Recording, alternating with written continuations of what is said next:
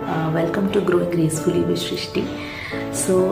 आज मुझे बहुत अच्छे टॉपिक के बारे में डिस्कशन करना था, जिसके बारे में तो आजकल इतना ज़्यादा पॉपुलैरिटी हो गया है। ये एक बहुत ही सिंपल चीज़ है और ये एक ऐसी चीज़ है जो सबके लिए इक्वली इम्पोर्टेंट होना चाहिए than anything else in our life, and वो है हमारा हेल्थ। एंड हेल्थ में हमारा फिजिकल हेल्थ, मेंटल हेल्थ और इमोशनल हेल्थ सारा कुछ आता है। We shouldn't only look into it as a physical health perspective, लेकिन मैं ये ज़रूर कहूँगी जो फिजिकल हेल्थ है हमारा, वो क्योंकि बहुत आई मीन विजिबल रहता है किसी को भी, जो आप कोई भी अगर अनफॉर्चुनेटली अगर सफ़र कर रहा है फिजिकली, वो बहुत विजिबल रहता है। इसलिए लोग हेल्थ को फिजिकल हेल्थ से तुलना करते हैं, बस ठीक है, फिजिकल हेल्थ ही समझते हैं आई शुड से।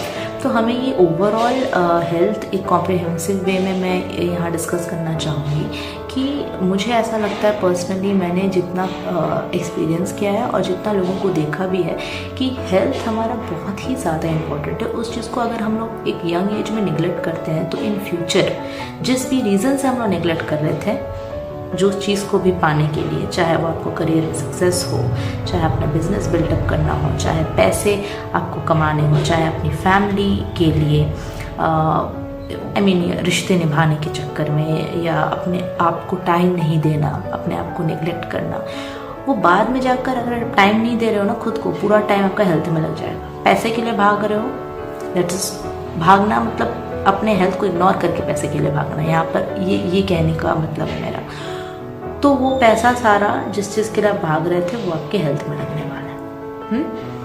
और अगर सिर्फ और सिर्फ फैमिली के पीछे आपका ये है कि मेरे को छोड़े किसी और को देखो, तो पूरी फैमिली आपके पीछे लगने वाली है एट द एंड कि इनको भाई देखो इनका कुछ नहीं हो रहा है, ठीक है। तो पॉइंट मेरा ये है बस कि किसी भी चीज़ में, ये हेल्थ एक एग्जाम्पल है, किसी भी चीज़ में अगर आप बैलेंस और संतुलन नहीं बना के रखेंगे, जो हमारे प्रकृति का नियम है, that is the law of nature, then आपको सफ़र करना पड़ेगा।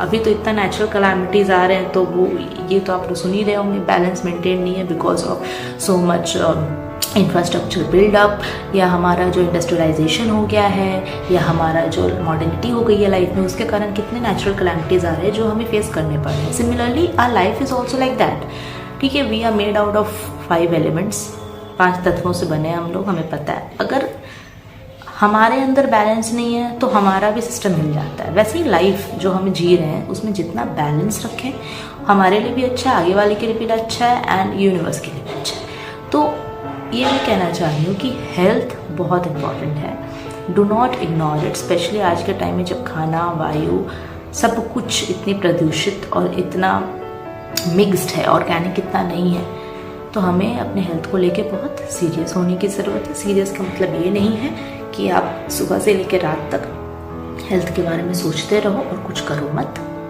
उसको ओवर थिंकिंग कहा जाता है, ना कि सीरियसनेस। सीरियसनेस का मतलब होता है एक्शन। सीरियसनेस, जब भी आप किसी चीज़ को लेकर सीरियस हो, it is equally proportional to कितना आप उसके लिए एफर्ट्स डाल रहे हो और कितने आप एक्टिविटीज़ और एक्शंस कर रहे हो अपनी तरफ से, जिससे वो चीज़ आप अचीव कर पाओ, ठीक है।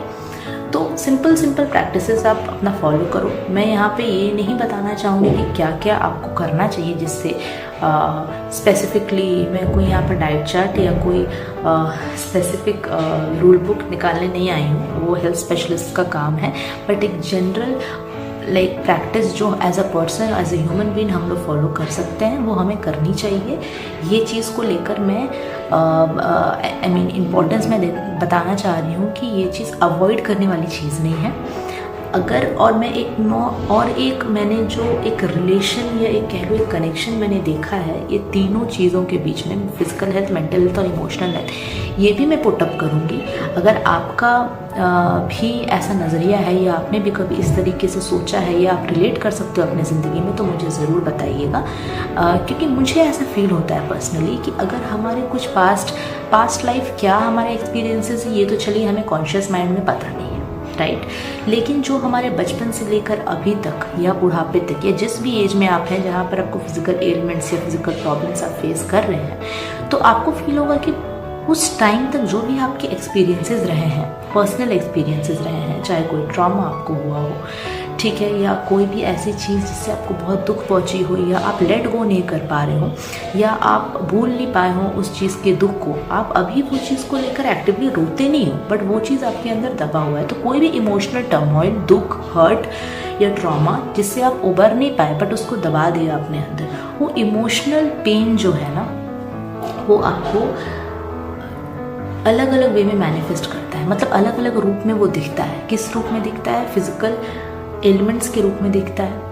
अगर आपका हेल्थ, आपका बॉडी का, हर एक इंसान के बॉडी का कोई ना कोई पार्ट बहुत सेंसिटिव होता है, तो वो डायरेक्ट उस पार्ट को इफेक्ट करता है आफ्टर एन एज। अगर आपने उस चीज़ को लेकर हील नहीं किया खुद को, अगर आपने धीरे धीरे वो चीज़ से आप उबर नहीं पाए, उस चीज़ को लेट गो नहीं कर पाए आप, तो लेट गो क्या होता है इसके बारे में मैं अलग एक वीडियो ज़रूर बनाऊंगी जो मैं डिस्कस करूंगी कि बहुत सी सिंपल तरीके से। बट ये मुझे लगता है अगर इमोशनल लेवल पे आपके अंदर बहुत कुछ दबा हुआ है, बहुत लेयर्स बने हुए हैं जो आपको मतलब कॉन्शियसली आप फील करके रो के बता के नहीं कर रहे हो, बट वो अंदर दबा हुआ है लेयर्स, तो वो किसी न किसी फॉर्म में तो निकलेगा। तो फिजिकल हेल्थ आपका स्पॉइल होता है। कभी कभी आप ओवर थिंकिंग में जाओगे, कोई भी चीज़ को आप स्ट्रेस ज़्यादा ले रहे हो, तो ये सारी चीज़ें जो है ना वो आपके मेडिकल टर्म्स में बोला जाए तो वो हार्मोन्स के इम्पैक्ट करते हैं, इसलिए आपका ऐसा शारीरिक रूप से आप बीमार होते हो।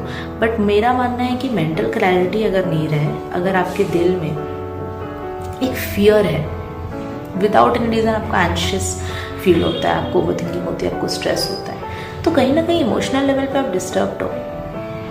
आप अगर देखोगे बचपन से लेकर अभी तक कुछ बहुत सारे ऐसे एक्सपीरियंसेस होंगे छोटी छोटी। अगर किसी का ऐसा पेरेंट है जो उनको किसी और बच्चे से कंपेयर करता है या उसके सिबलिंग से कंपेयर करता है, या बहुत लोग ऐसे हैं जिनको बॉडी शेमिंग फेस करने पड़े, बहुत लोग ऐसे भी हैं स्पेशली गर्ल्स, कोई माने या नहीं माने अप फ्रंट आके, बट सबको सेक्सुअल हैरेसमेंट फेस करना पड़ा है किसी न किसी फॉर्म में। ठीक है, किसी को प्रोफेशनल लेवल पे अभी भी फेस करना पड़ता है, बहुत लोगों को स्कूल्स में फेस करना पड़ा। इतने सारे केसेस आते थे हमारे टाइम पे भी जब ऐसा कुछ होता था अनफॉर्चुनेटली। और अभी आई फील ये कम हो गया हो जब एजुकेशन इस बारे में बढ़ गया है। बट ये सब छोटी छोटी चीज़ें जो हैं वो बहुत गहरा घाव छोड़ के रख देती हैं इंसान के अंदर। और इस जहन में अगर आपका बहुत सारा ऐसा पाइल्ड अप है, बहुत लोग के घर में शांति नहीं है, तो वो सब चीज़ उनके एक ट्रॉमा हो जाता है। लाइक अगर बचपन से किसी ने देखा है कि वायलेंस देखा है, आपने किया नहीं, आपके साथ हुआ नहीं, बट आपने बस देखा, आपने फील किया इमोशनली, तो वो एक तरह से बहुत सारे इमोशनल ब्लॉकेजेस बिल्डअप कर देता है। एंड मुझे लगता है हमें खुद के ऊपर काम करने की ज़रूरत है। अगर इमोशनली हम लोग अपने आप को हील करते हैं तो 90% से अबव प्रॉब्लम्स हट जाएंगे। उसके अलावा डाइट, लाइफस्टाइल, ये सब तो हमें देखना ही है कि हम लोग सही खाएं, और हमारा सोने का और जगने का टाइम, हमारा पानी का इंटेक, हमारे काइंड ऑफ जो खाना, एक्सरसाइज है, ये बेसिकली हमारा नॉर्मल भी मेंटेन रहे तो ठीक रहेगा। बट पहले हमें खुद को अंदर से हील करने की ज़रूरत है। समझने की ज़रूरत है कि एक पर्टिकुलर ओपिनियन हमारा अगर जो आ रहा है, कोई चीज़ को लेकर रिजिडनेस या एंग्जाइटी बिना मतलब कि आ रही है हमारे अंदर, लेट नाइट जब सब सो रहे हैं आप ओवर थिंकिंग करके 2-3 बजे तक सो नहीं पा रहे हो, जो आजकल बहुत कॉमन प्रॉब्लम आ गया है लोगों में, क्यों हो रहा है? हमारा नर्वस सिस्टम बैलेंस नहीं है। वो इसलिए बैलेंस नहीं है क्योंकि इतनी सारी चीज़ें आपके अंदर है जो आपको लग नहीं रहा है कि वो इम्पैक्ट करी, बट वो कर रही हैं। तो आप अपने आप को पहले समझो, जानो, खुद को हील करो। कैसे हील करो? बेसिक तो पहले आप ट्राई करो प्राणायाम, योगा, ये बेसिक चीज़ करने के लिए खुद के साथ टाइम निकालो। सबसे बड़ा प्रॉब्लम है कि लोग अगर अकेले भी हैं, कोई फ्रेंड्स भी के साथ में इंटरेक्शन नहीं हो रहा, ऑफिस में भी नहीं है, कहीं ट्रैवल भी नहीं कर रहे हैं, आउटिंग भी नहीं है, आराम से अपने साथ हैं, फिर भी वो अपने साथ नहीं, पूरा टाइम फ़ोन स्क्रॉलिंग अनकॉन्शियसली वो लोग कर रहे हैं। उनको पता ही नहीं है कि क्या हो रहा है, बट वो लोग बस स्क्रॉल कर रहे हैं। सो बच्चों को लोग बोल रहे हैं ना, अभी जो लोग एडल्ट्स हैं, जो लोग काम कर रहे हैं, वो लोग भी ऐसे ही होंगे। मेरी एज के मैक्सिमम लोग ऐसे हैं। खुद के साथ टाइम स्पेंड करना मतलब समझना है कि आप कैसे हो, आपको क्या अच्छा लगता है, क्या बुरा लगता है। आप खुद को क्वेश्चन करके देखो ना। 60-70% लोग मैं तो गारंटी के साथ बोल सकती हूँ उनको खुद ही नहीं पता होगा क्या पसंद है, नहीं पसंद है। और आजकल तो मतलब मैं इस चीज़ को लेके बाद में वीडियो बनाऊंगी, अदरवाइज ये बहुत ही लंबा हो जाएगा। आजकल रिलेशनशिप्स में लोग एक्सपेक्ट कर रहे हैं कि आगे वाला उनको समझे, but unfortunately you don't understand yourself, that's the point. So please try to understand yourself first, and तब अब ये एक्सपेक्टेशंस दूसरे पे थोपना। जो चीज़ आपको खुद नहीं पता खुद के बारे में, वो आप कैसे उम्मीद कर सकते हो कि कोई आगे वाला समझ पाए।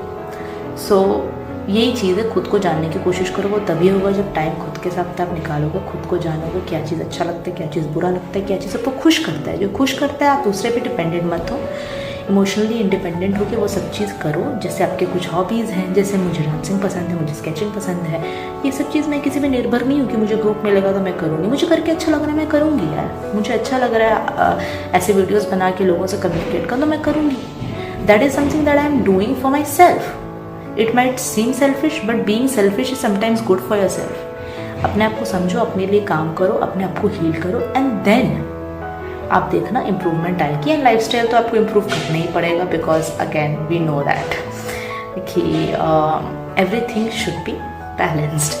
एंड आई एम श्योर कि this would have been an informative video for you all. अगर आपके कुछ भी व्यूज़ हैं इसके रिगार्डिंग या आप चाहते हैं इससे रिलेटेड मैं और कुछ एक्सटेंसिव वीडियो बनाऊँ, तो आप ज़रूर ये कमेंट बॉक्स में मुझे आप बताएं। And thank you so much for hearing me out, and do share this video with someone who would need to hear this today. And thank you so much. So Om Namah Parvati Pate, Har Har Mahadev.